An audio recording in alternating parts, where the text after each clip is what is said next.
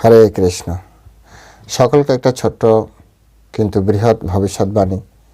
চৈতন্য মহাপ্রভু বলেছেন যে সামনে আমাদের কি হতে চলেছে, সুতরাং আমরা কার পক্ষে যাব, কোন পক্ষে আমাদের থাকা উচিত।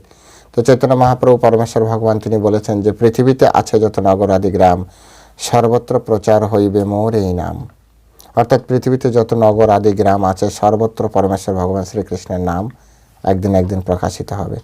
সুতরাং ভালো, এখন থেকে আমরা সকলে ভগবানের শ্রীকৃষ্ণের চরণে আত্মসমর্পণ করি।